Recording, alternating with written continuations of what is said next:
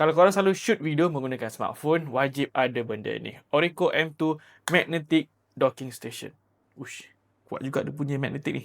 Selalunya, kalau kita shoot video pada resolusi yang tinggi terutamanya, storage akan cepat penuh. Dan kalau korang shoot video log 4K, inilah solusi dia. Dan kalau korang jenis edit video menggunakan laptop, satu hal pula kan, nak kena transfer video pergi ke laptop. And masalah yang terbesar tengah aku hadapi sekarang ni, aku shoot video menggunakan iPhone, tapi edit video menggunakan Windows. Memang struggle gila kalau nak transfer video. Tapi dengan adanya peranti ni, memang sangat memudahkan lah. Kita boleh terus transfer video dekat dia punya SD card. Kalau kita letak dia punya SD card. And boleh terus pergi ke aku punya laptop. Memang easy gila. Dan kalau kita nak jadikan dia sebagai SSD pun boleh. Sebab dia ada slot untuk letak SSD. Kiranya benda ni boleh buka and pasang kita punya SSD yang sendirilah.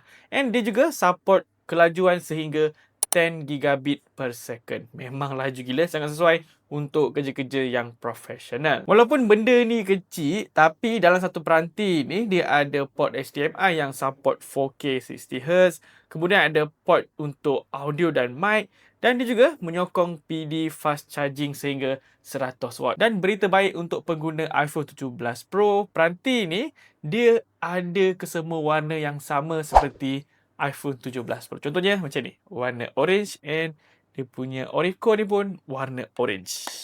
Memang matching-matching lah dia punya device ni.